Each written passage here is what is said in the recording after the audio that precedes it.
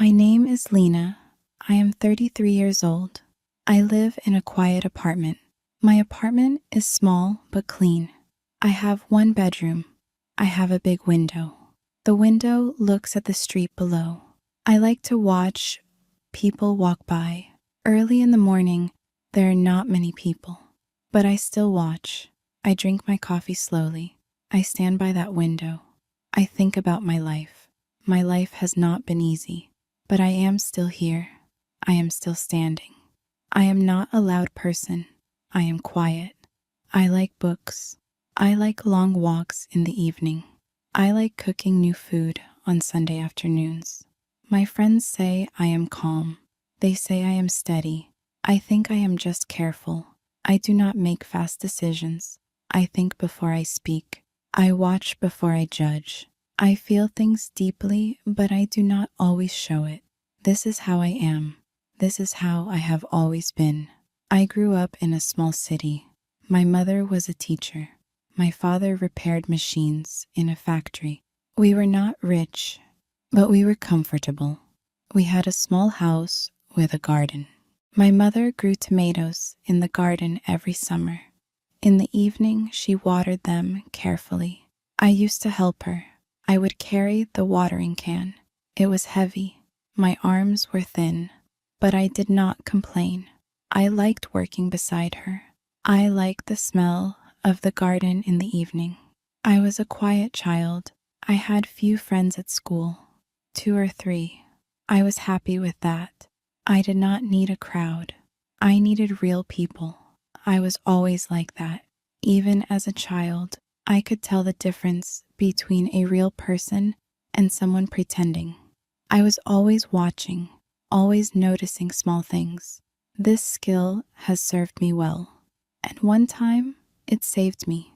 I have one special story. It is a story about friendship.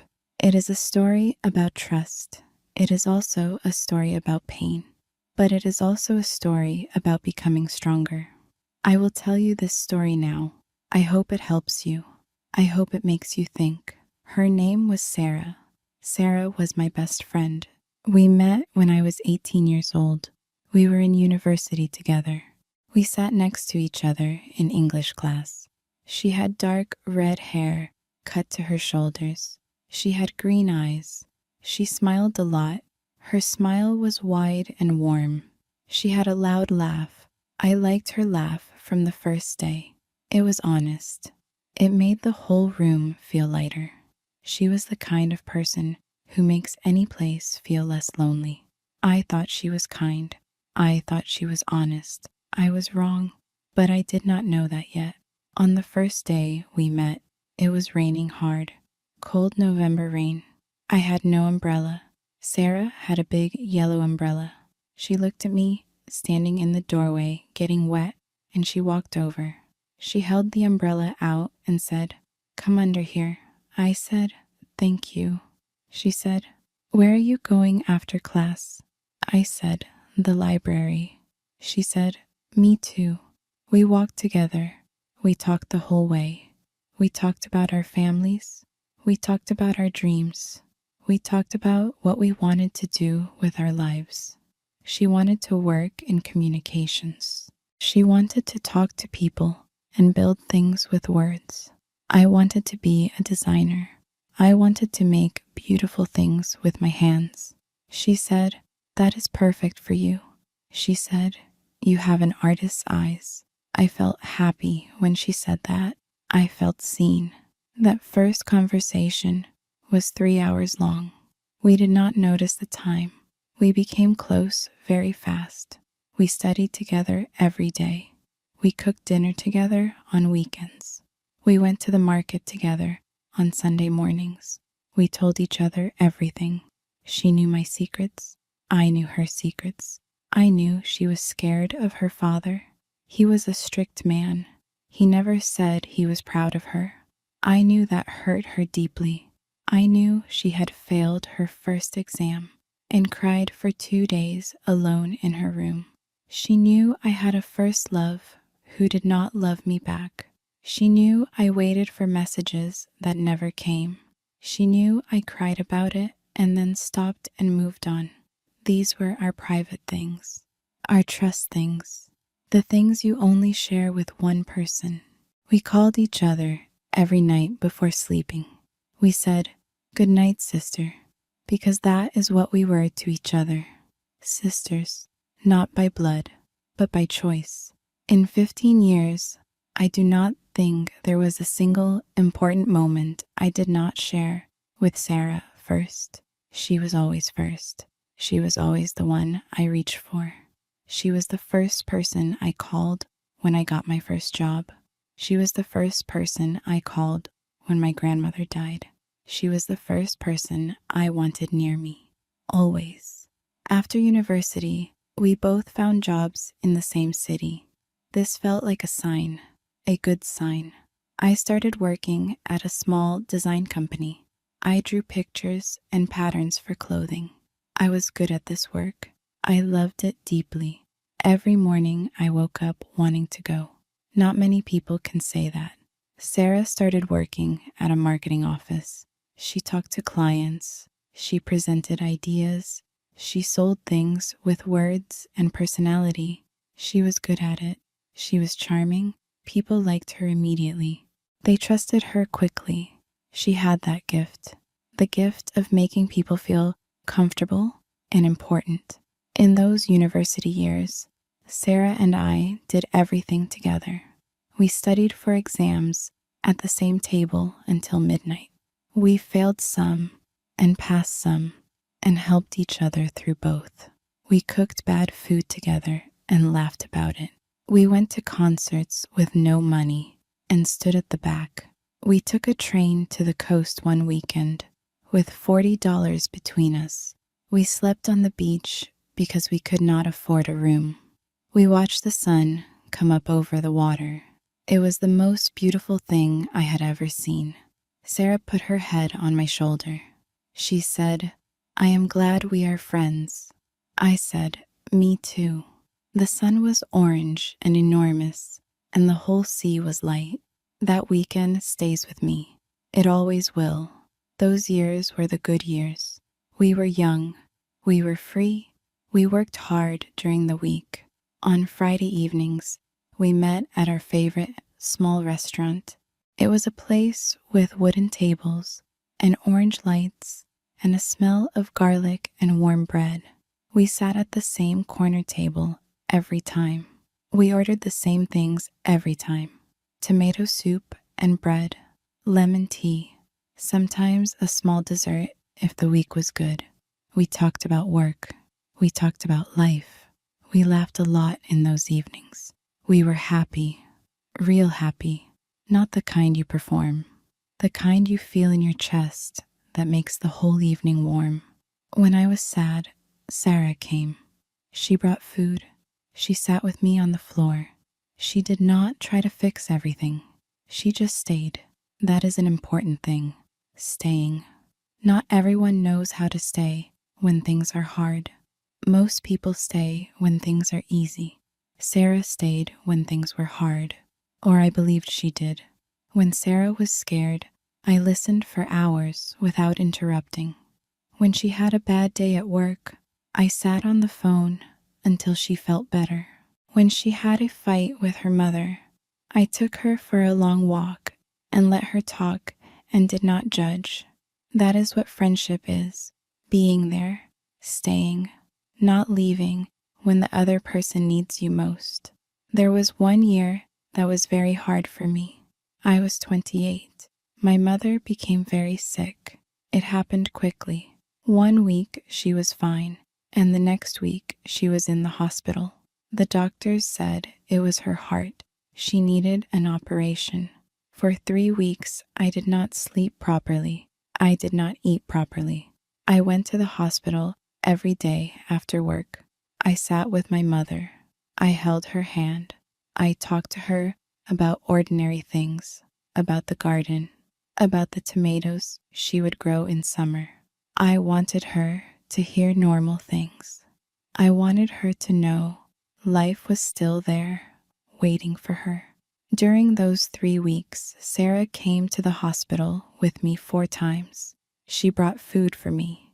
She talked to my mother warmly and easily. She sat in that hard plastic hospital chair, and she did not complain, and she did not rush.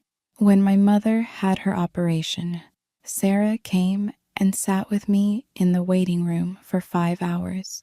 We did not talk much, but she was there. She bought terrible coffee from the machine, and we drank it together in silence. My mother's operation was successful. She is well now. She still grows tomatoes. When I think about those 5 hours in the waiting room, I always think about Sarah sitting beside me. That image is still real to me.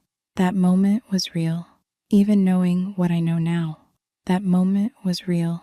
I shared everything with Sarah, not just my secrets, my work too. When I had a new design, I showed her first. When I had a new idea, I called her. She was always interested.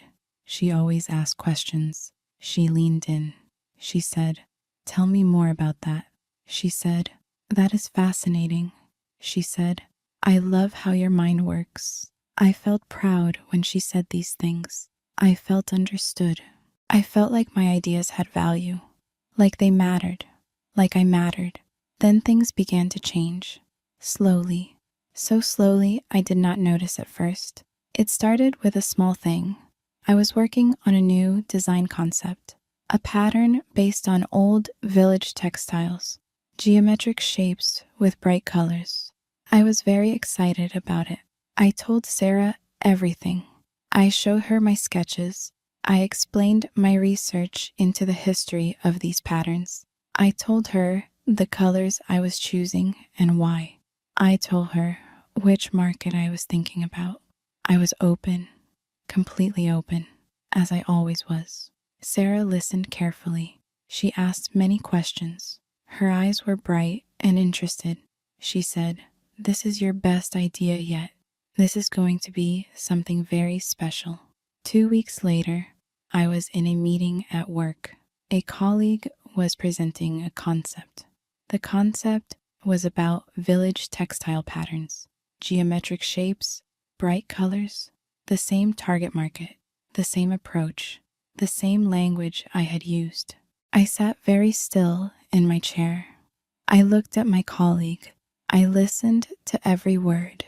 My colleague and I were not close. We did not share ideas. There was no connection between us and Sarah. But Sarah was connected to the design world through her marketing work. She knew people. She talked to many people. I was confused. I said nothing in the meeting. I went back to my desk. I stared at my computer screen. I thought about it for the rest of the afternoon. Maybe it was a coincidence. Ideas can come from the same cultural moment. Two people can have a similar idea without knowing each other. This happens. I told myself this. I tried to believe it, but something small and cold sat at the very back of my mind. Like a stone in a shoe you cannot quite feel, but you know it is there. Then it happened again. I designed a small collection. I worked on it for 6 weeks.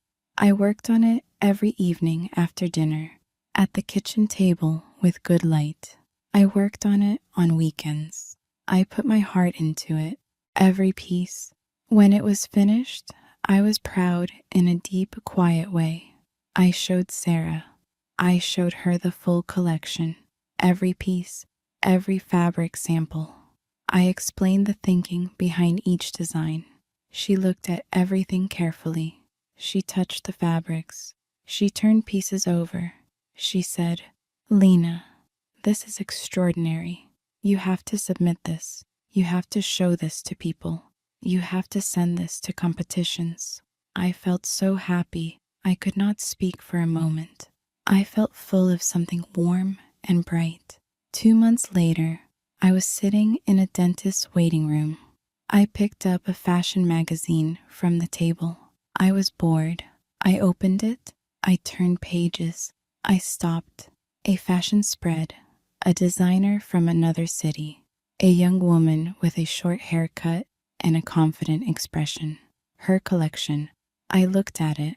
I looked at every photograph carefully. The shapes were mine. The colors were mine. The structure of the collection was mine. The story told by the pieces was mine. It was my work. Wearing a different name, my hands went cold. My heart was loud in my chest. I sat very still in that plastic chair. The receptionist called my name. I did not hear her. She called again. I stood up. My legs felt strange. I walked into the dentist's office. I sat in the chair. I let the dentist do his work. I answered yes and no when he spoke. My mind was somewhere very far away. I went home. I sat at the kitchen table with a glass of water. I thought about who I had shown those designs to. I went through every person in my life one by one.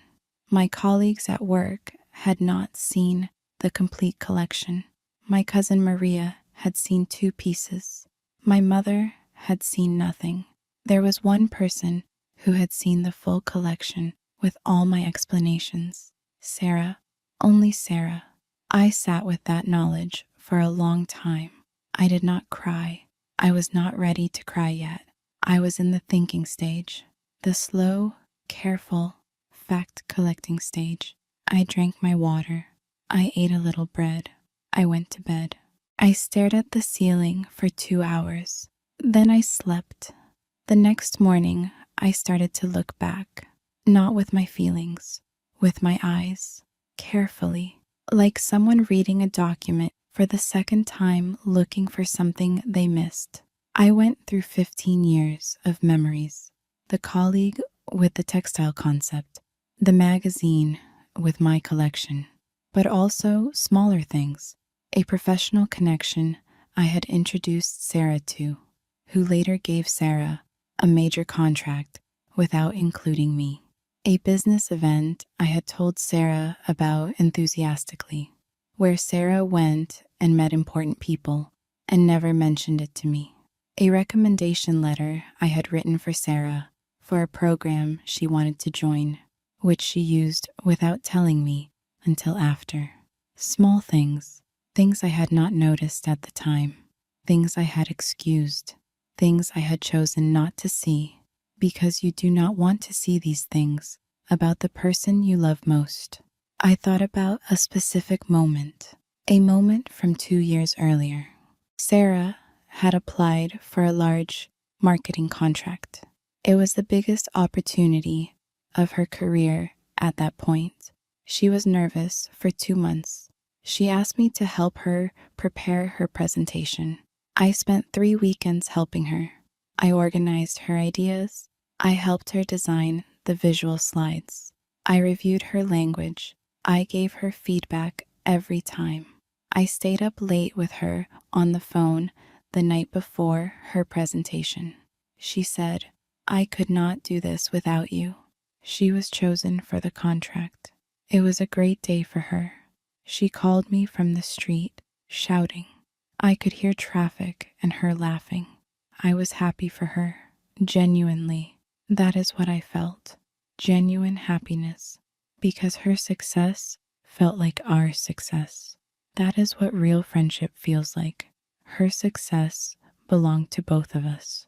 Her happiness was my happiness, and she had sat in my hospital waiting room for 5 hours, and she had shared her umbrella in the rain, and she had said goodnight, sister, for 15 years. Both things were true. The care was real, and the taking was real. Both things at the same time. That is what made it so complicated. If she had been only bad, it would have been easier. But she was not only bad. She was a real person with real good qualities who had also done something deeply wrong. A person can be both of these things. I know that now. I made a decision. I would not speak to Sarah yet. I would test first. I needed to know for certain. I made up an idea, a completely invented idea, a project about color psychology in textile design. Very specific, very detailed, very plausible, something that did not exist. I told Sarah about it as if it were real and important. I gave her full details. I watched her face as I spoke. Her eyes were bright. She asked intelligent questions. She said, "This could be very big. You should write it up." I said, "I will." I smiled. My stomach was tight, but my face was calm.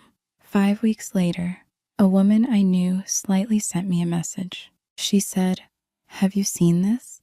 She sent a link.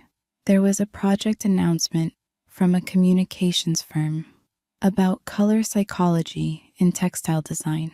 My invented idea, my specific details. The firm was connected to Sarah's professional network. I closed my laptop. I sat back in my chair. This time I did cry.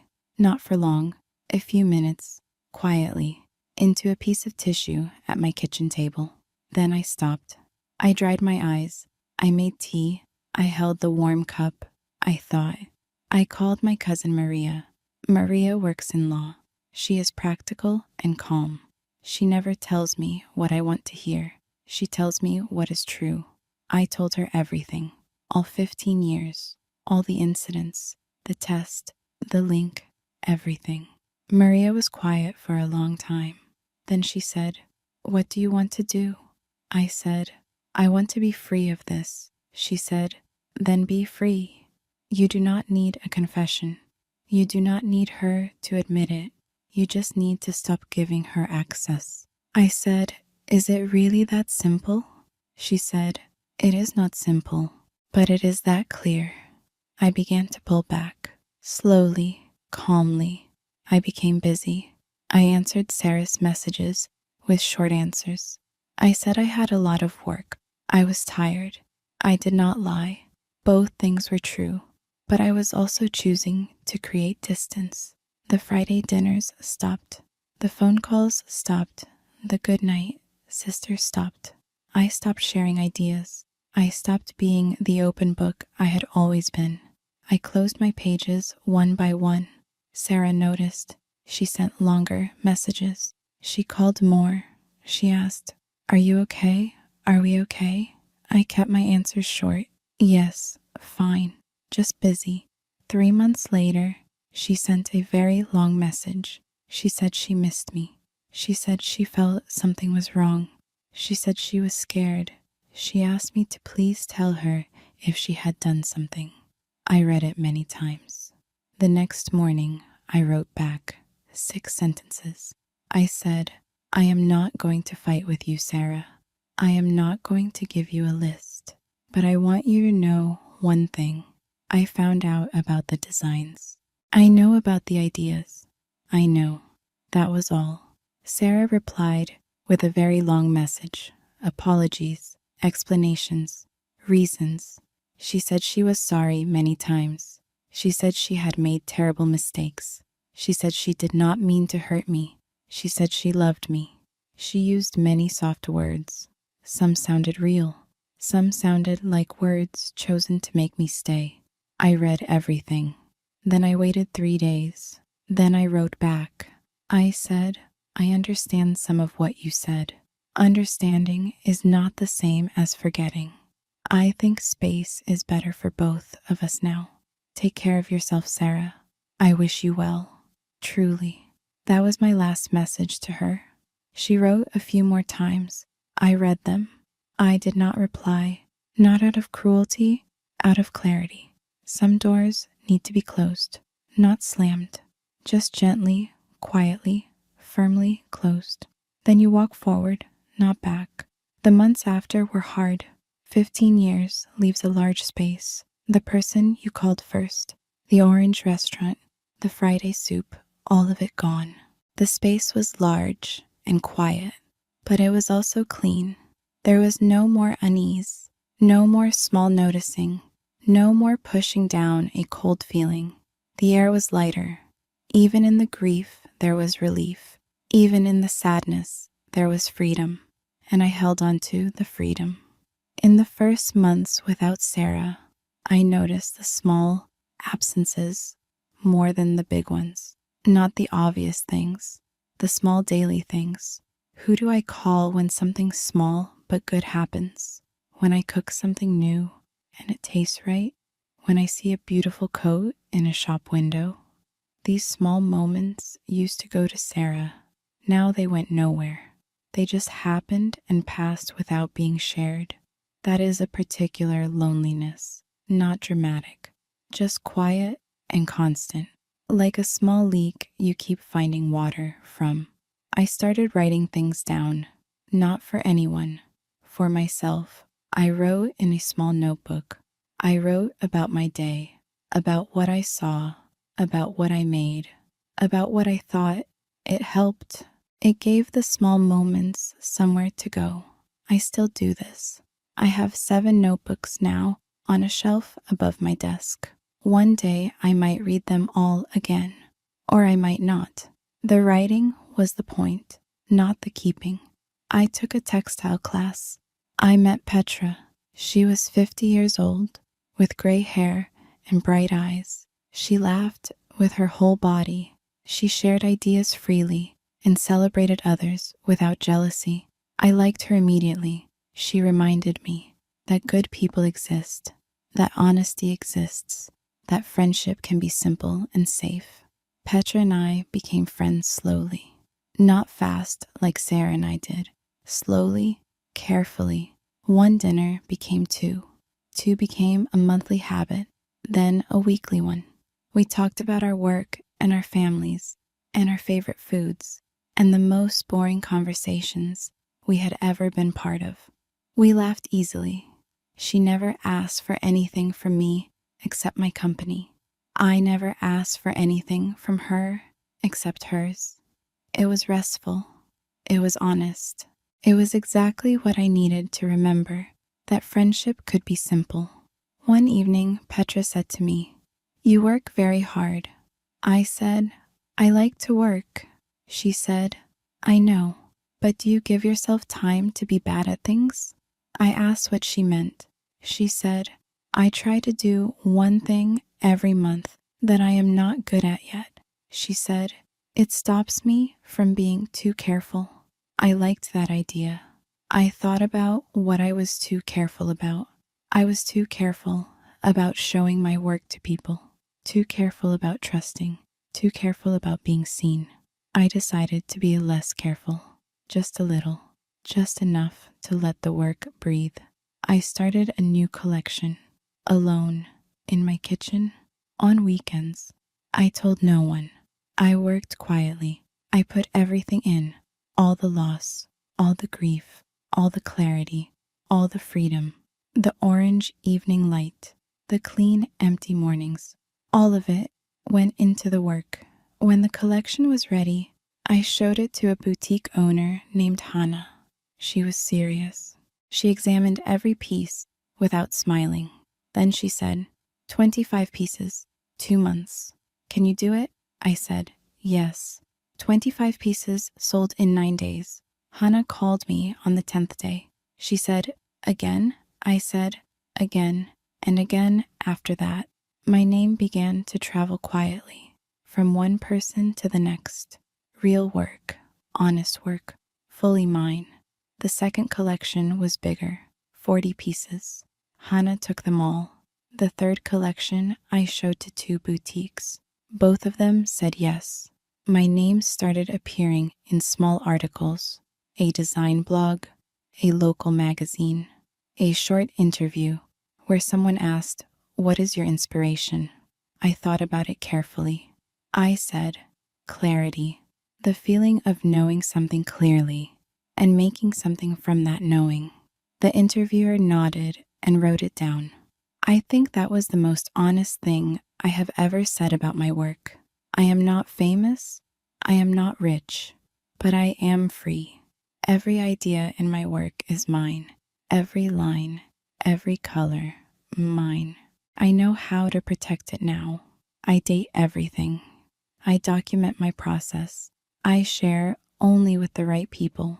I learned that difference the hard way, but I learned it completely. A year ago, I saw Sarah at the market. Same vegetable aisle. She was holding tomatoes. I was holding onions. We saw each other at the same moment. Her face changed. She looked tired. She looked smaller than I remember. She looked at me with something between guilt and hope. I felt quiet distance, like looking at someone from a book you finished and put back on the shelf. I smiled. A small, real smile.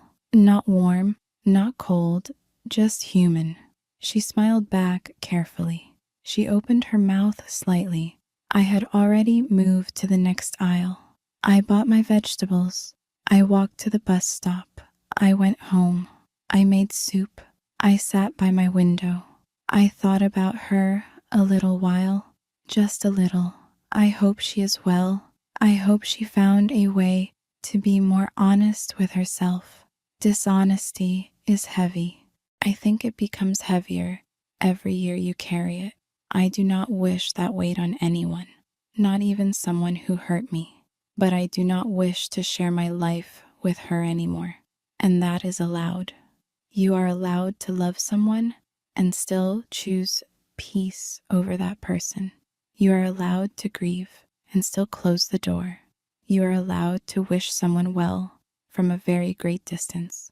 All of these things can be true at the same time. That is how life works. My apartment is the same. Small, clean, big window, morning coffee, the street below. But I am not the same Lena who stood at this window 3 years ago. I am stronger, not hard. Strength and hardness are not the same. Hard people cannot feel. Strong people feel everything and keep going anyway. I feel everything. I keep going. My cousin Maria visited me last spring. She stayed for 3 days. We cooked together. We walked around the city. We sat on benches in the park. She looked at my apartment and said, "You look different here." I said, "Different how?" She said, "Settled." She said, "Like you belong to your own life now." I thought about that. I think she was right. For a long time, I belonged partly to someone else. I gave a lot of myself to Sarah, to being Sarah's friend, to being the person Sarah needed. Now I belong to myself, fully, completely. That is not loneliness. That is ownership, and I earned it. Real friendship is one of the greatest things in this life. The kind where both people give and both people receive. The kind where your work is safe, where your ideas are celebrated, where your trust is never used against you. That friendship is rare, but it exists. I have it now, with Maria, with Petra, with a few others I found in these quieter years. If you have that kind of friendship, hold it carefully. Be honest, be real, celebrate your friends' work, protect their secrets. Tell them when they are wrong. Tell them when they are right. Show up when it is hard, not only when it is easy. A true friend is a rare and precious gift. Do not take it for granted, not even for 1 day, not even for 1 hour. And if you have discovered someone in your life is not what you believed, I want you to know the grief is real. Let yourself feel it, then let yourself heal. Then let yourself move forward. Forward is the only direction that matters. My name is Lena. I lost a friend. I lost 15 years of trust. But I found myself. I found my work. I found my voice. I found people who deserve me. That was the better gift, the one worth keeping. If this story stayed with you and made you feel or think something, please like and subscribe. Many people have a Sarah in their lives. Many people are going through something like this right now. If that is you, I want you to know you are not alone. Trust your own knowing. It is almost always right. New English stories every week. Simple words, real feelings. See you next time.